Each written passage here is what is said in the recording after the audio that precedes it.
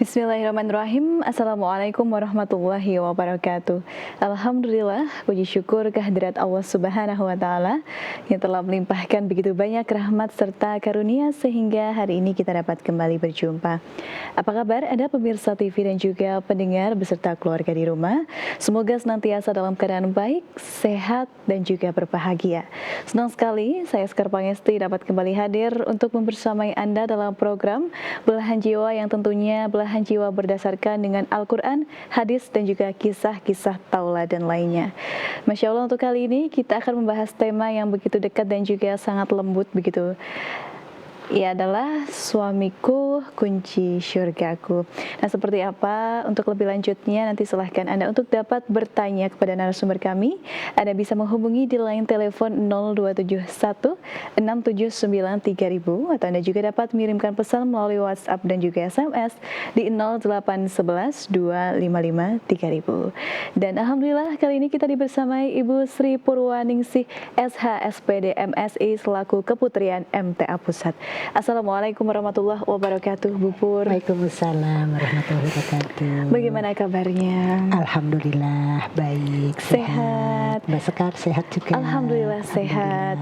Tentunya senang ya Bu kembali bersama Bu Pur setelah beberapa waktu lalu ini. Iya, saya juga senang bisa kembali bersua dengan para pemirsa. Iya, Bu Pur, dengan tema yang tadi sudah kita sampaikan di awal, suamiku kunci syurgaku. Menelusuri makna terdalam dari cinta seorang istri gitu ya Bu. Dan ini tema yang sangat lembut menurut saya dan juga penuh makna. Bisa Ibu sampaikan bagaimana menurut Bu Pur yang membuat seorang suami ini menjadi kunci syurga bagi istrinya, dan juga bagaimana seorang istri bisa menjalani kehidupan rumah tangga ini dengan cinta dan juga penuh kesabaran. Silahkan Bu Pur. Ya, terima kasih Mbak Sekar. Assalamualaikum warahmatullahi wabarakatuh. Waalaikumsalam. Para pemirsa MTA FM dimanapun berada, juga para pendengar radio MTA FM, radio Persada FM, dan juga radio lain yang bisa merelay siaran kami. Alhamdulillah, puji syukur kita panjatkan kehadirat Ilahi Robbi yang telah banyak sekali memberikan kenikmatan kepada kita. Juga sholawat dan salam semoga selalu tercurah kepada junjungan kita Nabi Muhammad Sallallahu Alaihi Wasallam, juga untuk para keluarganya, para sahabatnya, dan para pengikut yang setia sampai akhir zaman. Semoga kita semua tetap menjadi pengikut beliau sampai akhir zaman. Amin. Semoga semua yang menyaksikan siaran pada pagi hari ini diberkahi hidupnya oleh Allah, diberikan karunia keluarga yang sakinah, mawadah warahmah, dikaruniai putra putri yang soleh dan solehah, dan kita semua sedang berusaha untuk menggapai jannah. Amin. Para pemirsa yang berbahagia, senang sekali bisa berjumpa kembali pada kesempatan yang baik pada pagi hari ini. Suasana cerah di luar sana, secerah hati kita ya. Jadi tema kita adalah suamiku kunci surgaku ya. Jadi pada suatu hari ini ada seorang perempuan ya, berkonsultasi sawan kepada Rasulullah, menanyakan tentang beberapa masalah-masalah fikih dan syariah ya. Sudah selesai keperluannya, kemudian Rasulullah bertanya, apakah kamu sudah menikah, begitu kepada perempuan tadi. Oh sudah ya Rasulullah, saya adalah istrinya Fulan bin Fulan, begitu. Kemudian Rasulullah bertanya lagi, bagaimana sikapmu terhadap suamimu? Kemudian jawab perempuan itu, aku mentaatinya dengan semampuku ya. Jadi sepanjang saya bisa akan saya lakukan, saya tetap taat kepadanya. Aku menghormatinya dan aku menjunjung dia di atas kepalaku, ibaratnya seperti itu ya. Kemudian Rasulullah begitu mendengar perempuan itu menjawab, itu tersenyum ya, senyum yang lega ya, bahwa umatnya ini, wah ini jalan menuju surga sudah dekat begitu. Kemudian beliau berpesan kepada perempuan itu dan juga untuk kita para perempuan yang lain ya, bagaimana sikapmu terhadap suamimu ya, jagalah begitu ya, jagalah sikapmu terhadap suamimu karena itu akan menentukan ya apakah dia akan menjadi surgamu atau menjadi nerakamu. Nah begitu ya, itu pesan Nabi ya, pesan Nabi kepada kita semua para perempuan di dunia ini. Kemudian ada juga hadis Nabi yang mengatakan, yang artinya barang siapa seorang wanita meninggal dunia sedangkan suaminya ridho kepadanya, maka dia akan masuk surga. Nah, berarti ini jalan surga untuk kita para wanita ini kan berarti kan dekat begitu ya. Mudah sebetulnya, jalannya mudah ya. Ada juga hadis juga ya, diriwayatkan oleh Abdurrahman bin Auf ya. Abdurrahman mengatakan bahwa Rasulullah SAW bersabda bahwa apabila seorang wanita itu sholat 5 waktu, kemudian berpuasa di bulan Ramadan, kemudian menjaga kehormatannya dan taat kepada suaminya, maka kalau dia meninggal nanti dia dipersilahkan untuk memasuki surga dari pintu manapun juga. Nah itu begitu istimewanya ternyata kita para istri ini ya, diberi kesempatan yang sangat luar biasa oleh Allah. Maka berbahagialah kita bagi wanita yang sudah berumah tangga. Tentu yang punya suami kan sudah berumah tangga ya. Jadi ternyata keluarga ini adalah jalan ya, jalan yang baik untuk kita mudah untuk meraih surga. Jadi rumah tangga itu kan diibaratkan seperti ibadah ya, ibadah yang terpanjang di sepanjang hidup kita. Itu dihitung oleh ibadah. Jadi barang siapa berumah tangga, karena kita menikah itu adalah sunnah Nabi ya, itu memang dianjurkan oleh Allah. Sepanjang kita menikah, sepanjang kita mengarungi bahtera rumah tangga, di situ semua bernilai ibadah.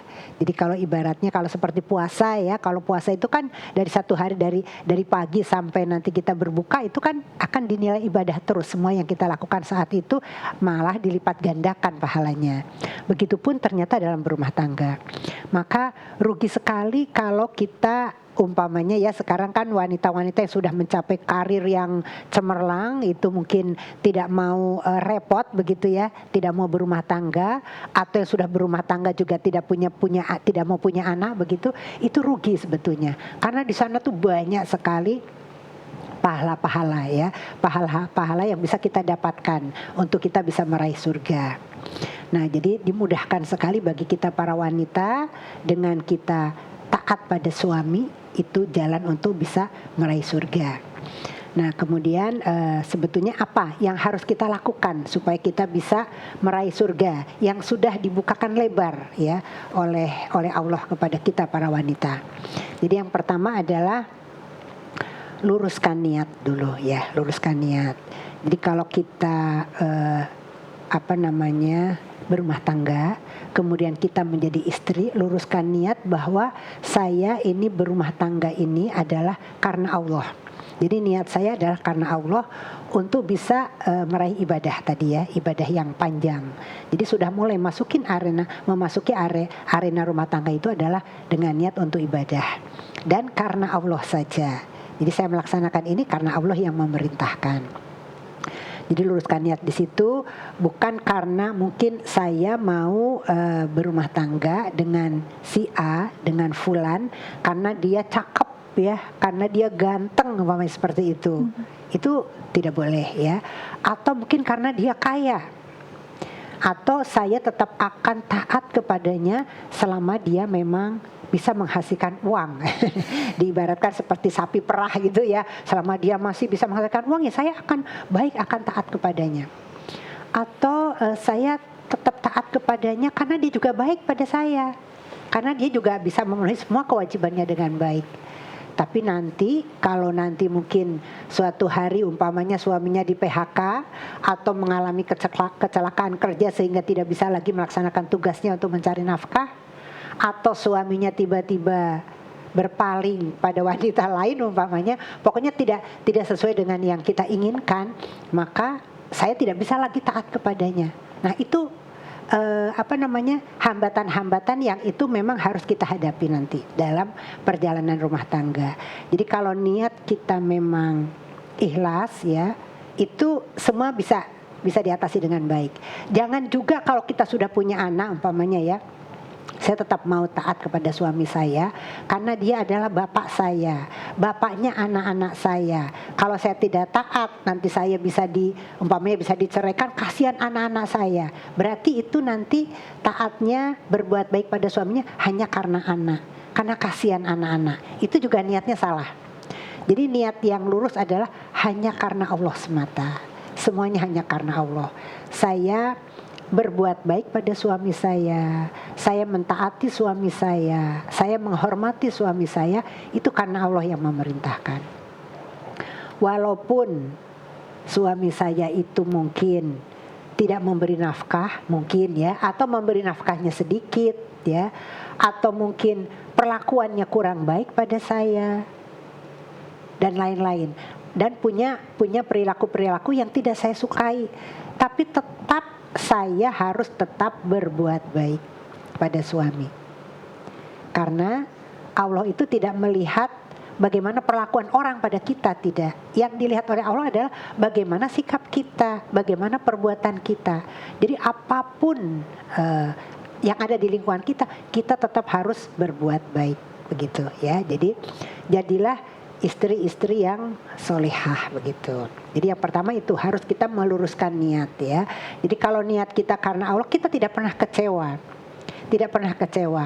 Apapun yang dilakukan oleh suami kita pada kita tetap berbuat baik ya. Tetap berbuat baik. Karena apa? Karena saya yakin Allah melihat perbuatan saya. Karena yang saya inginkan adalah balasan dari Allah, bukan dari balasan dari suami. Kan kadang-kadang ada, ya kalau dia baik sama saya, tergantung kan gitu ya. Kalau kita berbuat baik tergantung. Kalau suami baik ya saya juga baik. Tapi kalau suami tidak baik ya ngapain saya berbuat baik? Itu tidak benar juga ya. Jadi karena kalau kita ingin niatnya karena Allah, kita ingin balasannya adalah dari Allah. Apapun sikapnya, bagaimanapun ya, suami itu kita tetap harus berbuat baik, begitu. Itu yang pertama, luruskan niat ya. Kemudian yang kedua, perbaiki terus akhlak kita ya. Akhlak kita diperbaiki terus, akhlak kepada suami. Jadi kalau mungkin ada suatu hari itu ada seorang suami istri ya bertengkar begitu, bertengkar itu sampai suaranya teriak-teriak gitu, teriak-teriak seperti seolah-olah tidak telinga itu tidak mendengar. Jadi keras-kerasan suara ya, kalau sedang bertengkar itu keras-kerasan suara, teriak-teriak ya. Kenapa mereka teriak-teriak? Itu karena seperti itu, karena hatinya belum satu ya. Jadi kalau kita suami dan istri itu hatinya satu, tidak usah teriak-teriak ya. Bicara yang pelan pun insya Allah sudah bisa mendengar. Jadi kita biasakan bicara juga yang santun ya, yang pelan begitu ya. Mungkin kalau memang itu tadi ya, berusaha untuk menyatukan hati dulu. Kalau hati sudah menyatu, mungkin tidak usah kita bicara pun itu sudah banyak makna ya. Jadi melalui tatapan, mungkin melalui perbuatan itu sudah banyak makna tersirat di sana. Tidak usah harus diungkapkan dengan kata-kata ya. Jadi tetap perbaiki terus akhlak kita ya, sebisa mungkin bagaimana kita semakin hormat kepada suami kita. Ya itu tadi ya, kita menjadi istri yang solihah. Istri solihah itu adalah sebaik-baik perhiasan di muka bumi ya. Jadi kalau seorang laki-laki itu sudah punya istri yang solihah, itu bagaikan raja bermahkota emas katanya. Karena kalau seorang suami punya istri yang tidak soleh begitu, wah itu susah sekali. Katanya menurut pengakuan para suami gitu ya, itu yang nomor satu yang membuat susah itu adalah istri. Yang paling membuat susah suami itu adalah istrinya begitu ya. Perilaku istrinya yang kurang baik ya, itu sangat menyusahkan hati suami. Maka kalau kita menjadi istri yang solehah itu sudah sangat menyenangkan suami. Jadi tetap kita perbaharui terus bagaimana sikap-sikap kita ya. Setiap hari harus semakin baik begitu. Kemudian Asma binti Abu Bakar Jadi Asma itu putranya Abu Bakar ya, itu pernah membekali nasihat kepada putrinya ya, pada saat putrinya mau menikah ya. Jadi Asma menyampaikan seperti ini, minta kepada putrinya yang pertama adalah untuk bisa menjaga matanya, menjaga mata suaminya. Jadi kalau laki-laki itu biasanya visual banyaknya ya, lewat pandangan mata. Jadi sangat-sangat berpengaruh apa yang dilihat begitu ya. Makanya akan pernah juga ada hadis yang mengatakan bahwa sebaik-baik wanita adalah yang dipandang menyenangkan ya, karena lewat pandangan suami itu biasanya yang dipandang menyenangkan. Nah, supaya kita bisa menjaga pandangan matanya, kita usahakan kalau suami itu melihat kita itu serba nyenengke. Pokoknya di kita tuh menyenangkan bagi suami. Yang mudah lewat apa? Yang mudah ya pada saat suami mandang kita jangan lupa yang gratis ya, tersenyum begitu ya, tersenyum. Kita sambut suami kita dengan senyum. Setiap melihat wajah kita ya kita senyum kepada suami. Jadi jangan pasang wajah jutek begitu ya. Kalaupun kita mungkin lelah atau capek ya atau susah ya, kita tetap di depan suami kita tetap hadirkan senyum yang terbaik begitu ya, senyum yang terindah. Jadi kalau suami sudah mendapatkan senyum itu di rumah itu, dia tidak akan lagi mencari senyum di luar sana begitu ya. Nah itu jadi lewat pandangan senyum ya, muka kita selalu sumringah begitu ya, selalu sumeh, selalu menyenangkan untuk dipandang ya. Kemudian selain itu juga ini juga perhatikan juga postur tubuh kita ya, pakaian kita. Jadi biasanya memang kita ya biasa wanita-wanita kalau mau pergi jagong itu biasanya cantik ya, cantik pakaiannya bagus ya. Jadi boleh pakai daster di rumah boleh, tapi ya tentu dasternya juga yang bersih ya. Jadi jangan daster sudah bolong-bolong masih dipakai. Jadi dilihat itu tetap menyenangkan ya, wajahnya dilihat menyenangkan, tubuhnya dilihat juga menyenangkan, syukur wangi begitu ya, paling tidak jangan sampai bau gitu ya, syukur wangi. Jadi itu dilihat, jaga pandangan matanya, itu yang diri kita ya. Kemudian kita juga anak-anak kita juga, jadi pada saat suami melihat anak-anaknya ya, itu jangan sampai anaknya tidak sedap dipandang mata. Ya, sekarang ini sedang musim pancaroba ya. Mungkin anaknya sedang pilek, wah umbelnya sampai meler-meler gitu ya. Itu jangan sampai terlihat seperti itu. Ya dirapikan, dilap pakai tisu yang baik ya. Pokoknya anak-anak pun harus terlihat cantik, terlihat rapi, terlihat baik ya, anak-anak itu. Kemudian begitupun suasana di rumah ya, suasana di rumah.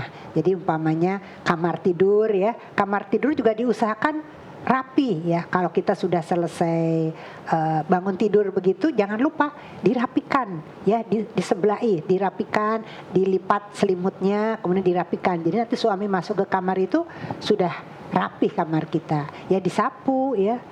Dapur juga begitu, kadang-kadang kan dapur mungkin berantakan ya, sebelum tidur baiknya itu sudah dicuci semua, dikurep-kurep, pagi sudah beres semua, sudah bisa dipakai masak lagi. Pokoknya semua yang suami itu melihat pemandangannya itu kita jaga ya, serba menyenangkan lah yang ada di rumah ya.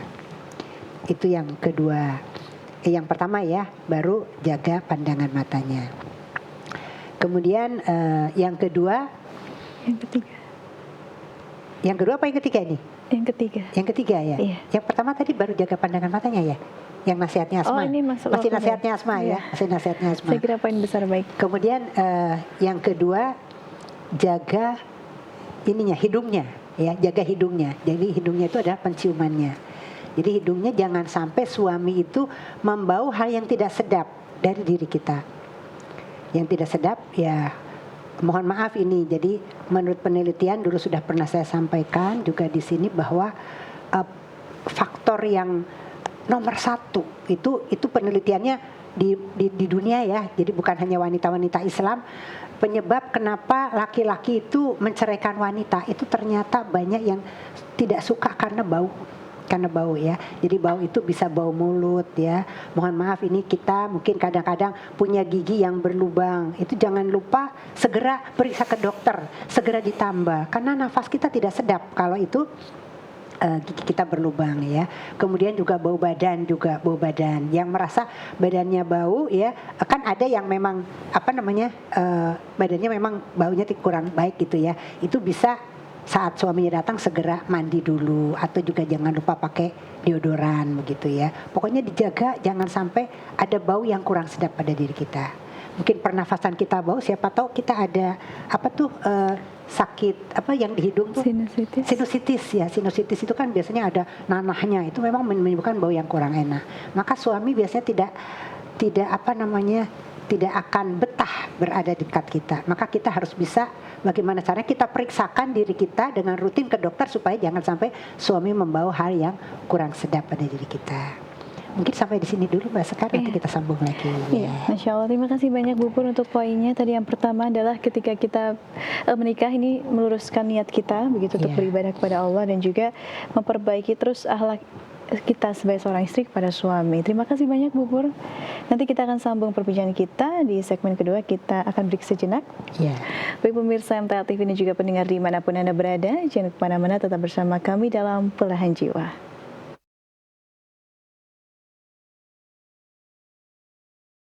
Baik pemirsa MTA TV dan juga pendengar dimanapun Anda berada, terima kasih banyak masih bersama kami dalam program Belahan Jiwa dengan tema Suamiku Kunci Syurgaku.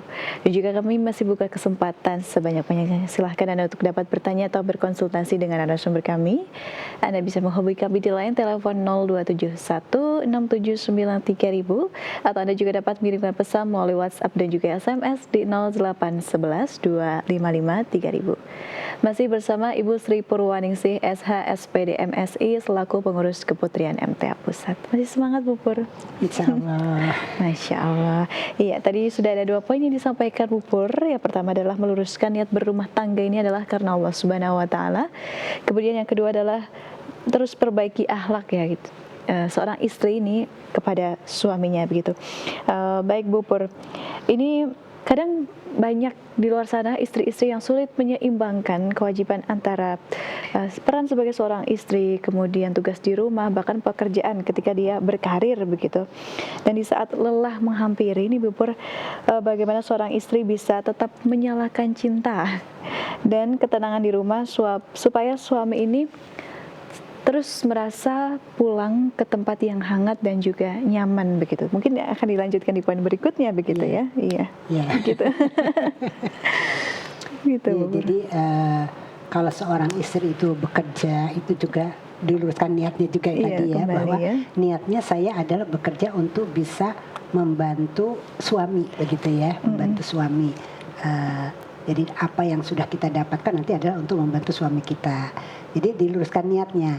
Nah, kalau kita memang menghasilkan sesuatu dari pekerjaan kita, kalau kita memang merasa banyak tugas-tugas rumah tangga yang mungkin kalau kita kerjakan sudah akan lelah, ya kita sekarang kan zaman sekarang kan itu ada Go Clean ya. Kalau makannya kan GoFood ya, kita bisa manggil Go Clean, atau juga ada pembantu pocokan begitu ya, ada ART pocokan yang bisa kita minta bantuan untuk bisa membersihkan rumah kita, sehingga nanti dari penghasilan kita pun kita juga konsepkan dari penghasilan kita itu karena kita yang bekerja ya, kita yang membayari tentunya, sehingga pada saat kita nanti pulang ke rumah sudah terbantu juga. Sudah bersih rumah kita, tidak usah nyapu ngepel, tidak usah sula-sula, sudah dirapikan oleh Go Clean atau ASN yang pocokan tadi yang bisa kita mintai bantuan. Jadi kita memang harus cerdas ya. Jadi pada saat suami ke rumah yang dilihat adalah kitanya harus fresh begitu ya, harus fresh. Nah, urusan rumah kita bisa minta bantuan orang. Kalau kita capek masak, kita juga bisa catering, atau kita bisa beli makanan matang kan begitu. Jadi disesuaikan, jangan sampai karena alasan saya capek, kemudian saya juga masih harus ngurus rumah, ngurus anak, maka wajah saya jutek terus, kemudian badan saya tidak terurus. Itu tidak boleh seperti itu, tidak bisa pakai alasan. Jadi kita harus cerdas juga. Bagaimana kalau dengan kita bekerja tapi tetap urusan bisa beres, insya Allah bisa diatur begitu ya. Kemudian tadi karena tadi kan yang kedua adalah bagaimana kita bisa memperbaiki terus akhlak kita,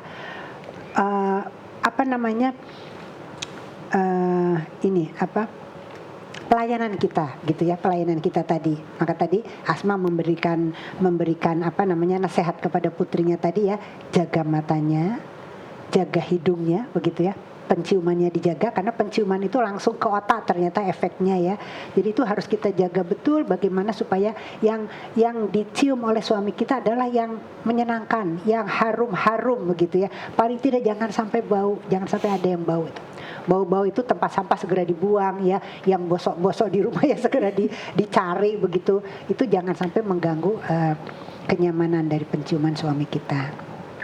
Kemudian yang ketiga, jaga telinganya ya, jaga telinganya. Jaga telinganya itu adalah tentu dari suara ya, dari suara. Bagaimana kita berbicara. Jadi kalau berbicara itu kan tidak usah teriak-teriak ya. Jadi kita kalau bisa seperti kepada kedua orang tua kita ya, harus lebih rendah daripada suami kita. Kalau suami kita orangnya lemah lembut ya kita harus berusaha berlatih untuk suaranya juga rendah gitu ya. Jadi seperti saya ini, rumah saya di gunung dulu ya, di gunung. Jadi kalau rumah di gunung itu kan antara satu dengan tetangga yang lain itu rumahnya jauh-jauh. Jadi terbiasa suaranya keras itu, teriak-teriak itu terbiasa begitu ya. Tapi kalau orang rumahnya di kota, rumahnya kan rengket-rengket ya, deket-deket gitu, biasanya suaranya pelan-pelan. Nanti kalau keras-keras terdengaran sama tetangga, suaranya pelan-pelan. Nah maka kalau orang gunung nikah sama orang kota harus berlatih untuk bersuara pelan ya. Berarti itu saya juga berlatih begitu ya. Jadi karena kita akan melakukan ibadah kan begitu ya. Kita akan melakukan ibadah dan kemudian kita ingin meraih surga. Kunci surga adalah ada pada suami. Maka bagaimana kita berusaha berjuang sungguh-sungguh ya, berlatih untuk itu tadi ya. Berlatih untuk bagaimana caranya supaya suara kita juga bisa pelan. Syukur bisa merdu begitu ya. Jadi suami itu suka sekali suaranya seperti Mbak Sekarin itu suaranya. Seperti Bu Pur. Suaranya itu suara-suara manja begitu ya. Jadi kalau orang yang suaranya biasa mungkin di kantornya begitu ya, di kantornya jadi pimpinan begitu ya, jadi pimpinan punya beberapa anak buah kan suaranya tegas tuh, suaranya kan tegas gitu kan, biasa memberikan tugas-tugas kepada anak buahnya. Nah kalau di rumah itu harus berusaha tidak tegas kepada suaminya, suami tidak suka suara-suara yang tegas, jadi kita harus merendah, malah justru harus berlatih suara manja-manja begitu ya, suaranya harus manja. Berarti dengan suara manja. Jadi kalau suami datang tuh, assalamualaikum, ya kita jangan jawab waalaikumsalam, tidak seperti itu ya. Jadi assalamualaikum, waalaikumsalam warahmatullahi wabarakatuh, ya gitu. Jadi kita harus berarti kemayu ya.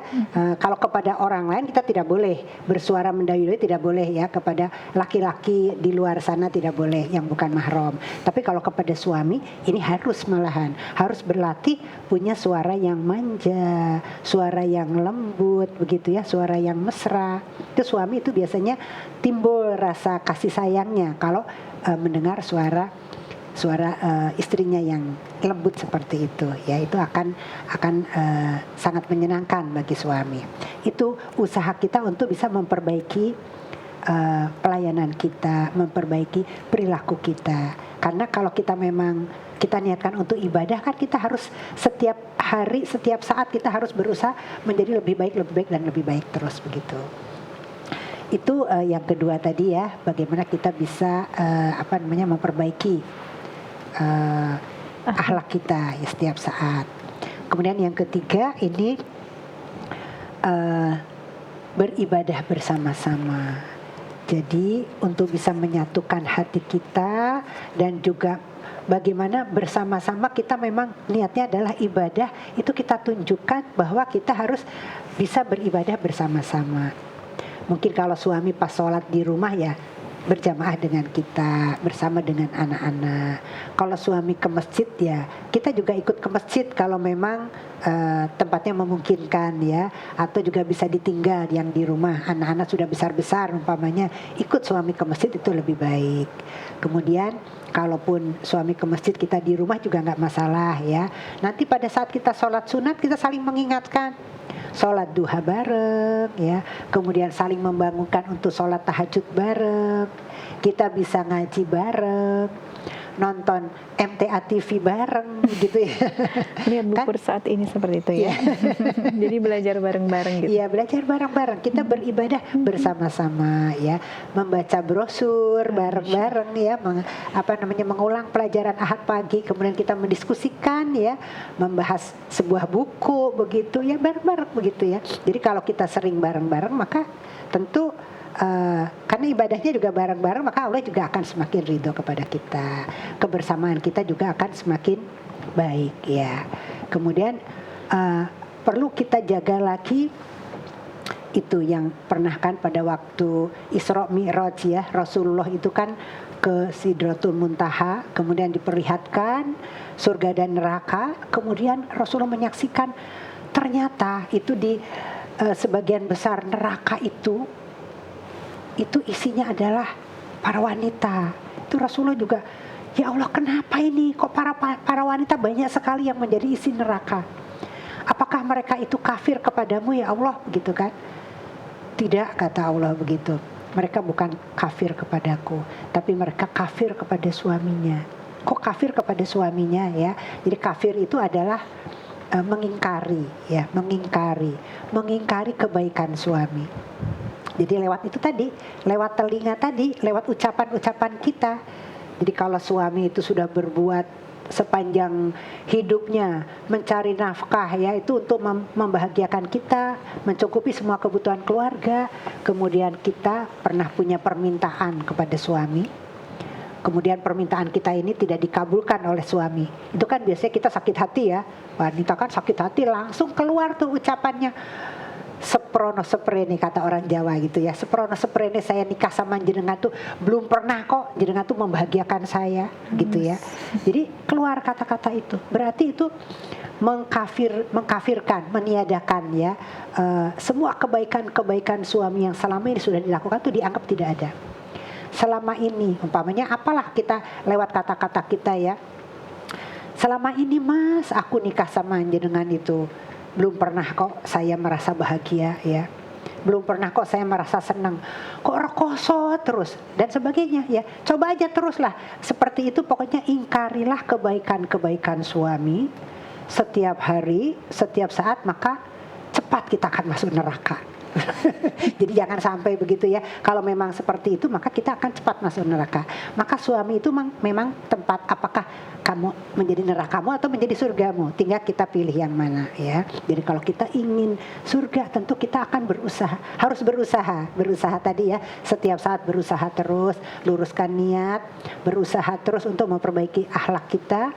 Gimana caranya? Kalau mungkin ini deodoran mahal umpamanya ya, ini yang murah itu pakai injet itu ya ibu, injet terus dikasih air, dikocok-kocok, diperasi air jeruk nipis, masukin ke botol, taruh di kamar mandi. Nanti setelah selesai mandi ya kita ambil aja airnya, kita anukan di ketiak kita. Itu yang murah, maksudnya yang tidak mahal ya. Kalau mungkin deodoran mahal, pokoknya selalu ada jalan kok, selalu ada jalan ya, selalu ada jalan untuk bisa berbakti pada suami. Maka itu jangan sampai kita meniadakan kebaikan-kebaikan suami ya, kalau kita memang ingin masuk surga. Jadi kalau kita lihat wajah suami itu kelihatan senang di rumah ya, suami itu kelihatan awet muda begitu ya. Ini suamiku kok awet muda ini suami ini, istrinya siapa dulu toh gitu kan. Itu pasti ada wanita di belakangnya yang bisa membahagiakan dia ya. Jadi untuk bisa membahagiakan suami, kita harus menjadi istri yang bahagia. Jadi kalau istrinya tidak bahagia, tidak bisa membahagiakan suami. Kalau istri tidak bahagia, tidak bisa membahagiakan anak-anaknya. Maka jadilah istri yang bahagia.